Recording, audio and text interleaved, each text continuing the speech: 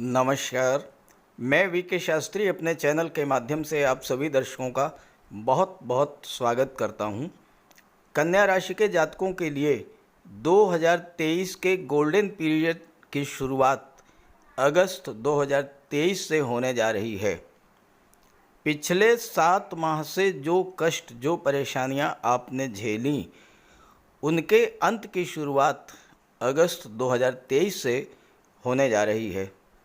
तो इस वीडियो में हम ग्रहों के गोचर के आधार पर इन्हीं बातों पर चर्चा करेंगे कि अगस्त 2023 में आपकी आर्थिक स्थिति कैसी रहेगी, आपका स्वास्थ्य कैसा रहेगा, शिक्षा, प्रतियोगिता, लव, रोमांस की दृष्टि से ये महीना कैसा रहेगा, नौकरी, रोजगार, व्यापार की दृष्टि से कैसा रहेगा। इसके अलावा भाग्य, कर्म और पुरुषार्थ का कितना साथ मिलेगा आपको, यात्रा, देशाटन, धर्म, अध्यात्म, विदेश और दाम्पत्य सुखों की दृष्टि से ये माह कैसा रहेगा, इस पर भी चर्चा करेंगे। ये विश्लेषण आपकी चंद्र राशि के आधार पर किया जा रहा है और वीडियो के अंत में मैं आपको ग्रहों के उपाय भी बताऊंगा। तो ये है कन्या राशि के जातकों की कुंडली। आपके लग्न के स्वामी हैं युवराज बुध और बुध का गोचर कुंडली के 12वें भाव में है। सूर्य एकादश भाव में गोचर कर रहे हैं। 17 अगस्त को राशि परिवर्तन करेंगे और 12वें भाव में आ जाएंगे। मंगल 12वें भाव में गोचर कर रहे हैं और 19 अगस्त को आपके लग्न भाव में आ जाएंगे। केतु का गोचर धन भाव में है। शनि 6ठे भाव में हैं और विपरीत राजयोग बना रहे हैं। गुरु और राहु अष्टम में गोचर कर रहे हैं और शुक्र का गोचर 7 अगस्त तक तो 12वें भाव में है। 7 अगस्त को वक्री अवस्था में शुक्र राशि परिवर्तन करेंगे और लाभ के भाव में कर्क राशि में गोचर करेंगे। तो ये तो है अगस्त माह का ग्रह गोचर। जीवन में जब अच्छा समय आने वाला होता है तो ग्रहों का गोचर कुछ इस प्रकार का हो जाता है जिससे आपके जीवन की परेशानियों का अंत होने लगता है और जीवन में खुशियों की बरसात शुरू हो जाती है। हालांकि पिछले 6-7 माह से ग्रहों का गोचर कुछ इस प्रकार का रहा है कि आपको जीवन के हर मोर्चे पर संघर्ष करना पड़ा होगा, कष्ट ही मिले होंगे। धन की दृष्टि से, स्वास्थ्य की दृष्टि से पिछले 6-7 माह ज़्यादा अच्छे नहीं गुजरे होंगे। सबसे बड़ी बात यह है कि 17 जनवरी से पहले कन्या राशि के जातकों के जीवन में पनौती प्रभावी थी। 17 जनवरी को पनौती समाप्त भी हो गई, लेकिन इसके बाद भी कोई विशेष सुधार देखने को नहीं मिला। फाइनेंशियल क्राइसिस की स्थिति से भी आप गुजरे होंगे। एक एक पैसे के लिए संघर्ष करना पड़ा होगा। पैसा या तो मिला ही नहीं होगा और अगर धन आया भी होगा तो जितना आया होगा उससे ज़्यादा खर्च हो गया होगा और हो सकता है कि आपको कर्ज भी लेना पड़ा हो। कारोबार, व्यापार की दृष्टि से पिछले 6-7 माह ज़्यादा अच्छे नहीं रहे होंगे। नौकरी, रोजगार को लेकर आपके मन में चिंता बढ़ी होगी। जो अपने थे उन्होंने भी आपसे दूरी बनानी शुरू कर दी होगी और हो सकता है किसी कारण से आपकी सामाजिक छवि भी धूमिल हुई हो। आर्थिक संकट, मित्रों, रिश्तेदारों से दूरी, खराब स्वास्थ्य, व्यापार व्यवसाय में मंदी के कारण आपने बहुत अधिक मानसिक तनाव भी झेला होगा और हो सकता है थकान, एंग्जाइटी और डिप्रेशन की स्थिति से भी गुजरे होंगे। कमेंट करके ज़रूर बताइएगा। लेकिन अब समय बदलने जा रहा है और इसकी शुरुआत 15 जुलाई से हो चुकी है। आपने महसूस भी किया होगा इस परिवर्तन को और अब अगस्त 2023 से आपके जीवन के गोल्डन पीरियड की शुरुआत होने जा रही है। तो ग्रहों के गोचर के आधार पर कन्या राशि के जातकों के लिए अगस्त 2023 कैसा रहेगा, आइए इसी को समझते हैं। सबसे पहले बात करते हैं आपके स्वास्थ्य की। देखिए, जीवन में स्वास्थ्य सबसे महत्वपूर्ण है, क्योंकि अगर आपका स्वास्थ्य ठीक नहीं है, ना तो आप कोई कार्य कर पाएंगे, ना आप धन अर्जित कर पाएंगे, ना परिवार की देखभाल कर पाएंगे, और स्वास्थ्य अगर खराब है तो किसी भी चीज़ का सुख आपको प्राप्त नहीं होगा। तो अगस्त माह की क्या स्थिति है? स्वास्थ्य का विचार लग्न के भाव से किया जाता है। लग्न के भाव के स्वामी हैं बुध, और बुध का गोचर 12वें भाव में है। अब 12वां भाव तो खराब भाव है, हानि का भाव है, अस्पताल का भाव है। तो स्वास्थ्य के प्रति आपको विशेष सावधानी बरतनी होगी। और दूसरी बात, 19 अगस्त को मंगल आपके लग्न के भाव में आ जाएंगे, और मंगल अष्टम के स्वामी हैं और अष्टम पर दृष्टि भी डाल रहे हैं। और अष्टम भाव आकस्मिक घटनाओं का होता है। मंगल चोट चपेट एक्सीडेंट्स के कारक होते हैं, ब्लड संबंधी रोगों के कारक होते हैं। तो मंगल का लग्न में गोचर करना आपके लिए स्वास्थ्य की दृष्टि से बिल्कुल भी ठीक नहीं है। स्वास्थ्य को लेकर आपको बहुत ज़्यादा सावधान रहना होगा। स्वास्थ्य के बाद धन की बात करें, क्योंकि धन का भी बहुत अधिक महत्व है। धन के भाव के स्वामी हैं शुक्र। दूसरे भाव से धन का विचार किया जाता है। दूसरे भाव के स्वामी हैं शुक्र। शुक्र का गोचर 7 अगस्त तक 12वें भाव में है। 12वां भाव विदेश का होता है, खर्चों का होता है। अब यहाँ पर शुक्र का गोचर 7 अगस्त तक रहेगा। शुक्र वक्री हैं। वक्री अवस्था में एकादश का भी फल प्रदान करेंगे, 11वें भाव का भी फल प्रदान करेंगे। हालांकि एक अच्छी बात यह है कि शुक्र भाग्य भाव के भी स्वामी हैं। अब दूसरे भाव के स्वामी और भाग्य के भाव के स्वामी होकर के वक्री हैं, तो शुक्र को चेष्टा बल प्राप्त होगा। यानी जो भी कार्य है उसे आपको हर हाल में करना ही है, ये होता है चेष्टा बल। तो शुक्र का चेष्टा बल कहाँ पर होगा? 12वें भाव पर होगा। सावन का महीना है, तो भगवान भोलेनाथ की कृपा कहाँ पर होगी? 12वें भाव पर। अब 12वें भाव जो है वो खर्च का होता है, 12वां भाव निवेश का होता है। तो आपने जो भी निवेश अब तक किया है, चाहे वो धन के रूप में हो, शारीरिक श्रम के रूप में हो, शिक्षा के रूप में हो, या ज्ञान प्राप्त करने के रूप में हो, उसका फल अब आपको प्राप्त होने जा रहा है। सबसे बड़ी बात यह है कि शुक्र भाग्य भाव के भी स्वामी हैं।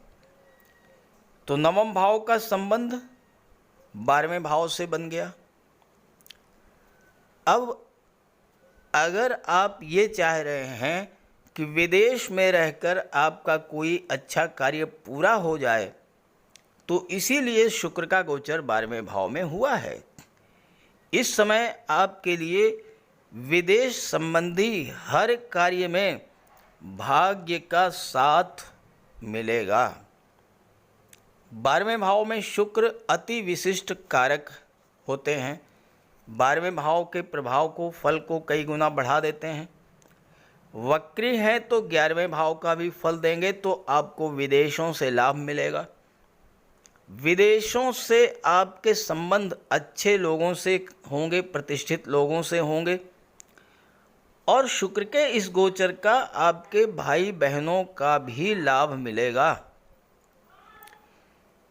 9वां भाव तीर्थ यात्राओं का होता है, इस समय आप कहीं लंबी यात्रा पर जा सकते हैं, तीर्थ यात्रा का भी योग बन रहा है। शुक्र आपको विदेश यात्राएं कराएंगे, हवाई यात्राएं कराएंगे। नवम भाव के स्वामी हैं, 12वें भाव में हैं, वक्री हैं, नवम भाव को जागृत करेंगे तो धार्मिक यात्राएं होंगी। धन के भाव के स्वामी होकर के 12वें भाव में हैं और 11वें भाव का भी फल दे रहे हैं, तो धन का लाभ भी होगा, धन का संचय भी होगा, धन का निवेश भी होगा। लेकिन एक बात का ध्यान रखें, धन के भाव में केतु का गोचर है, इसलिए कोई बड़ा निवेश करने से पहले बहुत सोच विचार करके तब आप निवेश कीजिएगा। जल्दबाजी में कोई निवेश मत करिएगा। और 19 अगस्त को मंगल जब आपके लग्न में आ जाएंगे तो आपके अंदर जल्दबाजी की प्रवृत्ति बढ़ जाएगी, इसलिए बहुत सोच समझ करके आप धन का निवेश करिएगा। 12वां भाव अस्पताल का होता है, शुक्र धन भाव के स्वामी हैं, तो मेडिकल और सर्जरी के क्षेत्र से धन का लाभ होगा। आप विदेश यानी मातृभूमि से दूर जा कर के अपना कोई खुद का व्यापार व्यवसाय मेडिकल से रिलेटेड क्षेत्रों में शुरू कर सकते हैं। नर्सिंग का कार्य है, चिकित्सक का कार्य है, कोई मेडिकल स्टोर है, कोई क्लिनिक है, कोई पैथोलॉजी लैब है, इस तरह का कार्य आप शुरू कर सकते हैं। और अगर आप ये करते हैं तो भाग्य भी आपका साथ देगा। 12वां भाव वकालत का होता है, तो आप वकालत के क्षेत्र में विदेश में सफलता अर्जित करेंगे। आईटी सेक्टर, कंप्यूटर या कम्युनिकेशन के क्षेत्र में सफलता अर्जित करेंगे। यहाँ एक बात आपको समझनी है कि भाग्य भाव को जागृत कर लेंगे तो आपके हर काम बनते चले जाएंगे। अब भाग्य भाव को कैसे जागृत करेंगे? देखिए, नवम भाव धर्म अध्यात्म को शो करता है, 12वां भाव धर्म अध्यात्म और मोक्ष का होता है, स्पिरिचुअलिटी का होता है। तो पहला काम तो ये करना है कि आप अपने आप को धर्म अध्यात्म से जोड़िए, पूजा पाठ कीजिए, ईश्वर में आस्था रखिए। नवम भाव माता पिता और गुरु का होता है, अपने बॉस का होता है, तो पिता और गुरु से अपने रिलेशंस अच्छे रखिए। तीर्थ यात्रा पर कहीं चले जाइए, देव दर्शन के लिए कहीं चले जाइए, और हो सके तो कम से कम एक बार गंगा स्नान कर लीजिए। देखिए, भाग्य भाव जागृत हो जाएगा। और जब भाग्य भाव जागृत होगा तो फिर आपको हर क्षेत्र में सफलता मिलेगी। ये तो हुई 7 अगस्त तक की बात। 7 अगस्त को शुक्र लाभ के भाव में आ जाएंगे वक्री अवस्था में। अब शुक्र जब लाभ के भाव में आएंगे और वक्री अवस्था में 4 सितंबर तक रहेंगे तो दशम का भी फल प्रदान करेंगे। दशम भाव आपका कार्य क्षेत्र होता है, आपका कैरियर होता है। शुक्र जब दशम भाव का भी फल देंगे तो एक तो कार्य करने का बहुत अच्छा माहौल मिलेगा, आपके कार्य क्षेत्र से आपको धन की प्राप्ति होगी।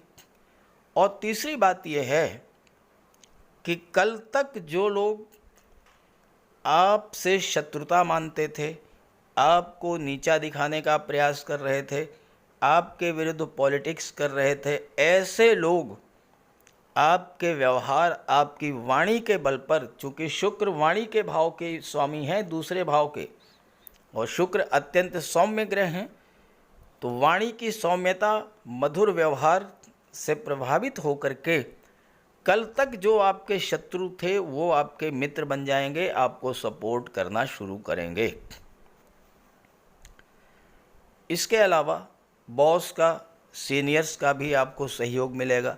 पद प्रतिष्ठा, प्रमोशन का लाभ आपको मिल सकता है। शुक्र की दृष्टि पड़ेगी कुंडली के पंचम भाव पर, जो कि संतान का होता है, जो कि शिक्षा का होता है। तो शुक्र प्रेम के ग्रह हैं। आपका लगाव 11वें भाव की चीज़ों से बढ़ेगा, आपका लगाव पंचम भाव की चीज़ों से बढ़ेगा, और आपका लगाव दशम भाव की चीज़ों से बढ़ेगा, यानी काम में मन लगेगा। छात्र हैं तो पढ़ाई में मन लगेगा। संतान की प्राप्ति हो सकती है। शुक्र फीमेल प्लेनेट हैं तो कन्या रत्न की प्राप्त होने के योग बनते हैं। इसके अलावा पंचम भाव से जब आपका लगाव बढ़ेगा तो पंचम भाव जो होता है वो लव रिलेशंस का भी होता है। तो लव रिलेशंस के लिए भी शुक्र की दृष्टि बहुत अच्छा कार्य करेगी। और सप्तम के स्वामी देवगुरु हैं तो आपके विवाह का योग भी बनेगा। हालांकि पंचम के स्वामी शनि हैं, सप्तम के शनि छठे में हैं और सप्तम के स्वामी गुरु हैं जो कि अष्टम में हैं। थोड़ा संघर्ष भी करना पड़ेगा, आगे बात करेंगे। फिलहाल तो बात कर रहे हैं धन के बारे में। आप अपने संतान के लिए कुछ करना चाहेंगे। आपकी संतान किस प्रकार से अपने पैरों पर खड़ी हो सके, किस प्रकार से उसे कोई नौकरी मिले, कोई रोजगार मिले, इन सब चीज़ों पर आपका ध्यान इस गोचर काल में रहेगा। ये तो हो गई धन की बात। अब आइए कैरियर की बात करते हैं। कैरियर का विचार कुंडली के दशम भाव से किया जाता है। दशम के स्वामी है बुध और बुध का गोचर कुंडली के 12वें भाव में है। अगस्त पूरे माह में बुध 12वें भाव में ही गोचर करेंगे। तो सीधी सी बात यह है, बुध आपके लग्न के भी स्वामी हैं, तो दशम का संबंध 12वें से बन गया, लग्न भाव का संबंध 12वें से बन गया। दशम भाव की चीज़ें 12वें भाव में पहुंच गई। अब 12वां भाव क्या है?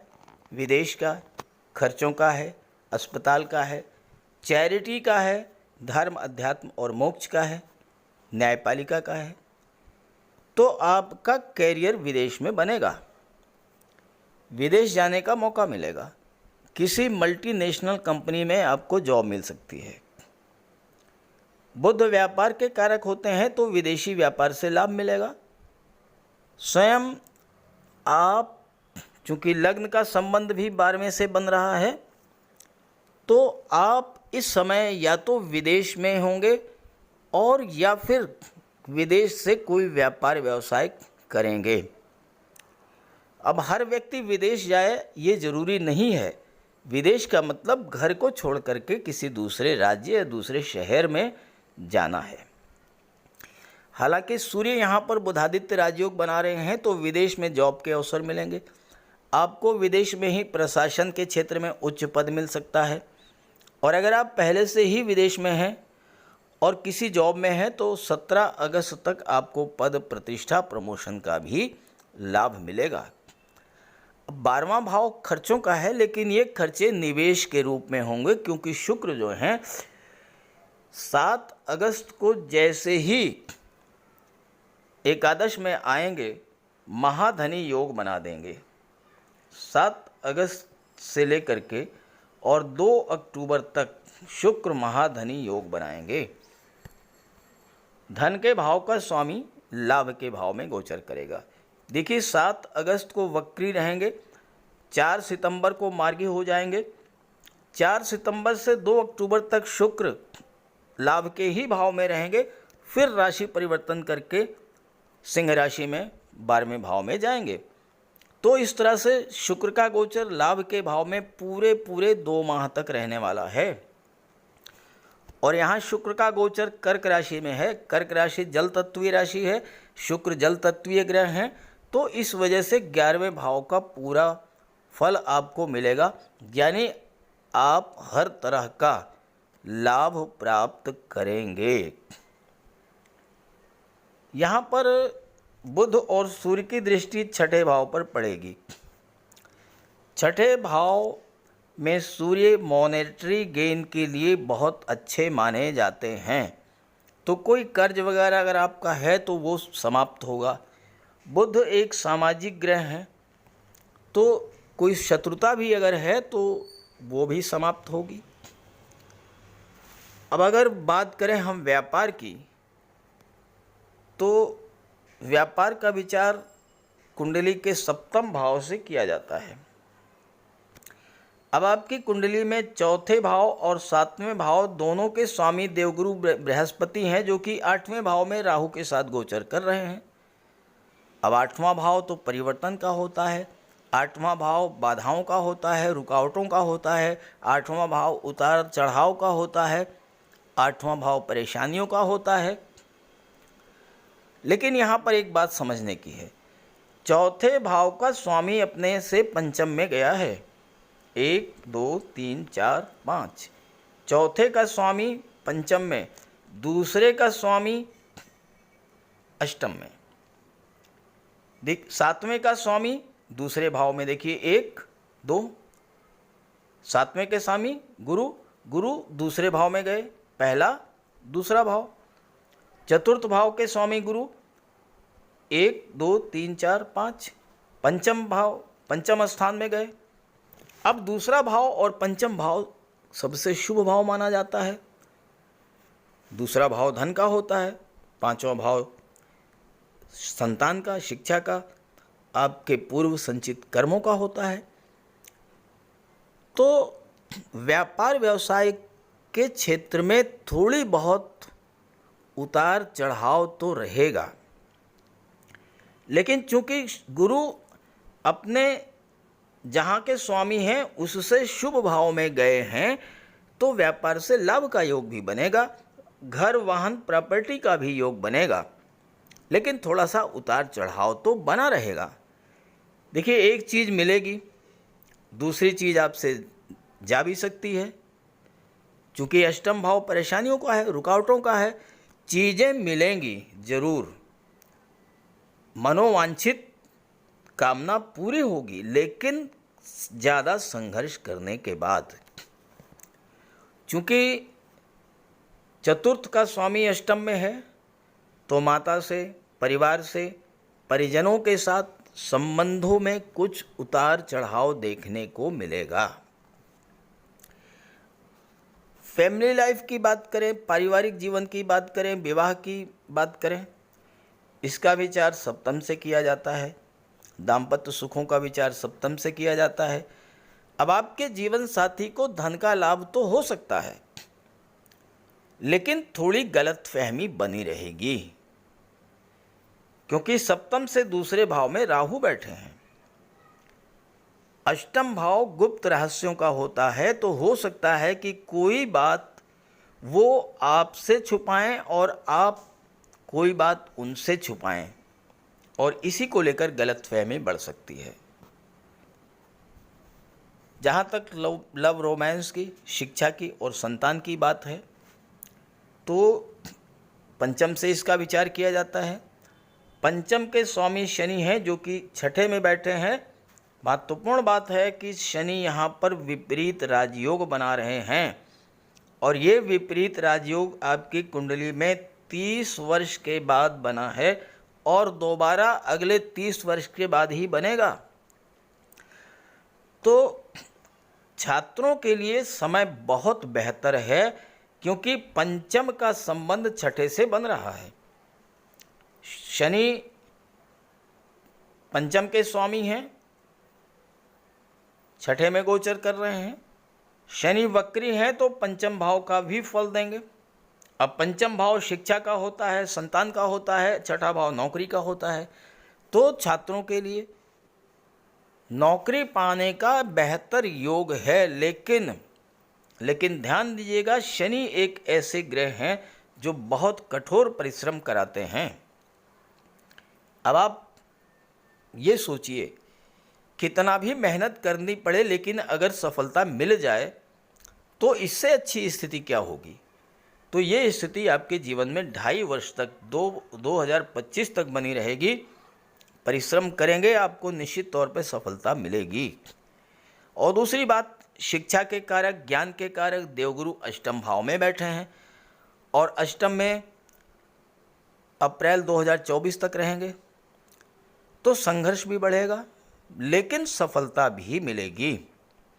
एक बात महत्वपूर्ण है कि 17 अगस्त तक सूर्य शनि का समसप्तक दृष्टि संबंध बनेगा, तो शासन प्रशासन में उच्च पद मिल सकता है, राजनीति के क्षेत्र में लाभ हो सकता है, सफलता मिल सकती है। और छठा भाव कंपटीशंस का होता है, सूर्य की दृष्टि पड़ेगी, सूर्य राजा हैं, तो कंपटीशन में विजय तो मिलेगी ही मिलेगी, लेकिन शनि परिश्रम ज़्यादा कराएंगे। जहाँ तक लव रोमांस की बात है तो उसके लिए तो समय ठीक है, लेकिन शनि चूँकि पंचम के स्वामी हैं तो थोड़ा बहुत तनाव की स्थिति तो बनेगी, और हो सकता है कि आपको कोई जिम्मेदारी भी लेनी पड़े, कुछ त्याग करना पड़े, तब जाकर के रिलेशंस अच्छे हों। भाग्य की बात करें तो भाग्य के बारे में तो पर्याप्त चर्चा पहले ही हो चुकी है। नवम का स्वामी जब 11वें भाव में बैठा है तो भाग्य से तो लाभ आपको मिलेगा ही, और पूरे 2 माह तक। अब भाग्य को एक्टिवेट कैसे करें ये चर्चा हो चुकी है, इसलिए रिपीट नहीं करूंगा। कुल मिलाकर के कन्या राशि के जातकों के लिए गोल्डन पीरियड की शुरुआत हो चुकी है। इस पीरियड का लाभ उठाइए और ध्यान रहे कि आपकी जन्म कुंडली में जिस भी ग्रह की महादशा या अंतर्दशा आपके जीवन में चल रही है उस ग्रह का उपाय अवश्य कीजिएगा। तो बात करते हैं उपायों पर। किसी भी जातक की कुंडली में बनने वाले राजयोगों का संपूर्ण लाभ उसे तब मिल पाता है जब राजयोग बनाने वाले ग्रह कुंडली में मजबूत स्थिति में हों। और ज्योतिष शास्त्र में ग्रहों को बल प्रदान करने के लिए उपायों की व्यवस्था की गई है। तो अगर आपकी जन्म कुंडली में राजयोग बनाने वाले ग्रह कमज़ोर स्थिति में हैं, अंश बल से कमज़ोर हैं, तो ग्रहों का उपाय ज़रूर कीजिए।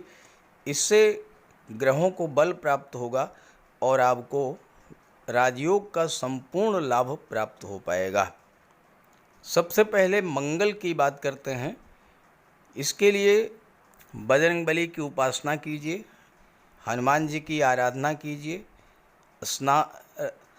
हनुमान चालीसा का पाठ कीजिए, हनुमान जी के मंदिर में जाकर के उनके चरणों में बैठिए और उनके चरणों का सिंदूर अपने मस्तक पर धारण कीजिए। मंगलवार के दिन स्नान के बाद लाल वस्त्र धारण कीजिए, मंगलवार का व्रत रखिए। हनुमान जी को सिंदूर में चमेली का तेल मिला करके अर्पित करें, हनुमान जी को चोला चढ़ाएं और मूंगा धारण कर सकते हैं, लेकिन किसी योग्य ज्योतिषी से परामर्श लेकर। और मंगलवार के दिन लाल वस्त्र, गेहूँ, गुड़ और तांबे का दान करने से भी मंगल को बल प्राप्त होता है। जहाँ तक देवगुरु की बात है, देवगुरु बृहस्पति को प्रसन्न करने के लिए गुरुवार का व्रत रखिए। 5 गुरुवार, 11 या 43 गुरुवार का व्रत रखें। घर में केले का एक वृक्ष लगा लें और उसकी सेवा करें। स्नान करते समय पानी में हल्दी या केसर मिलाकर स्नान करें और हल्दी या केसर का तिलक लगाएं।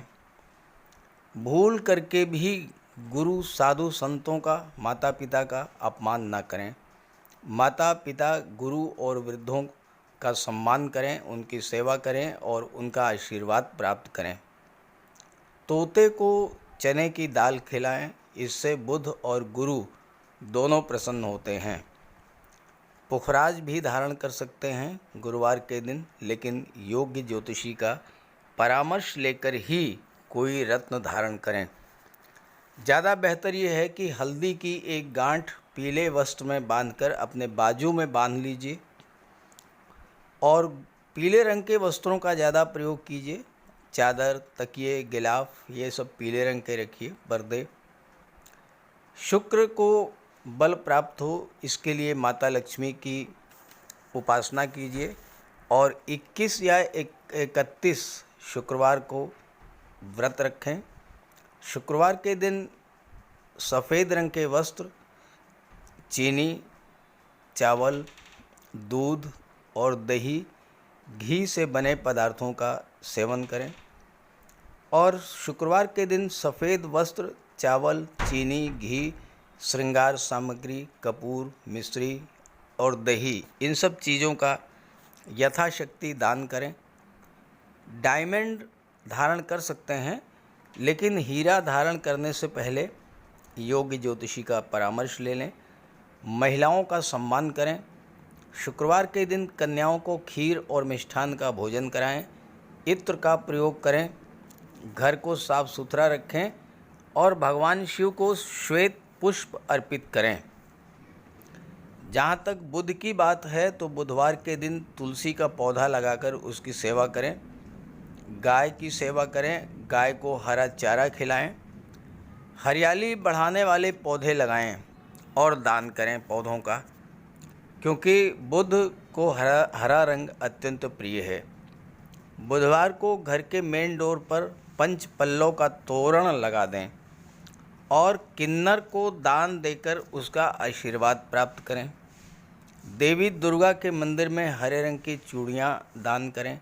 गणेश जी की उपासना करें और साबुत हरी मूंग हरे कपड़े में बांधकर अर्पित करें।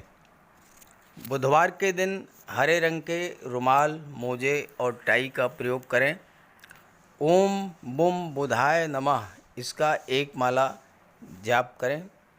पन्ना धारण कर सकते हैं, लेकिन परामर्श के बाद किसी योग्य ज्योतिषी से। और ना तो झूठ बोलें और ना ही किसी को अपशब्द कहें। जहाँ तक शनिदेव की बात है तो कम से कम 19 और ज़्यादा से ज़्यादा 51 शनिवार का व्रत रखें। पीपल के वृक्ष के नीचे सरसों के तेल का दीपक जलाएं शनिवार के दिन। शनिवार के दिन एक प्याले में, एक कटोरी में सरसों का तेल लेकर के उसमें अपना चेहरा देखिए और फिर उस तेल को दान कर दीजिए। उड़द से बनी पंजीरी, पकौड़ा, चीला, बड़ा, इन सब का सेवन करिए। सरसों के तेल में बने भोज्य पदार्थों का सेवन कीजिए। शनिवार के दिन कंबल, जूता, चप्पल, लोहा, काला तिल, काला उड़द, काले वस्त्र और जटा वाले नारियल दान दें। नीलम धारण कर सकते हैं, लेकिन नीलम धारण करना किसी योग्य ज्योतिषी से परामर्श लेकर धारण करें, क्योंकि नीलम रंग से राजा भी बना देता है और कभी कभी अगर नीलम आपके लिए शुभ नहीं हुआ तो राजा से रंक भी बना देता है। इसलिए नीलम का प्रयोग बहुत सोच समझ कर करें। ज़्यादा बेहतर ये है कि आप गरीबों की हेल्प करें। कोई भी गरीब, लाचार, असहाय, दिव्यांग व्यक्ति आपके पास आता है, मदद कीजिए यथासंभव और किसी भी गरीब व्यक्ति को कष्ट ना दें। साथ ही साथ ऐसे कार्य ना करें जो कि शनिदेव को पसंद नहीं है। शनिदेव को छल, कपट, झूठ, फरेब, बेईमानी, आलस्य ये सब पसंद नहीं है, तो ऐसे कार्य मत कीजिए।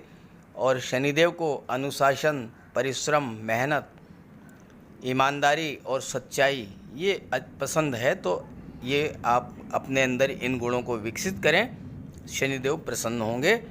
तो उपाय ज़रूर कीजिएगा, इससे आपको लाभ होगा। नमस्कार।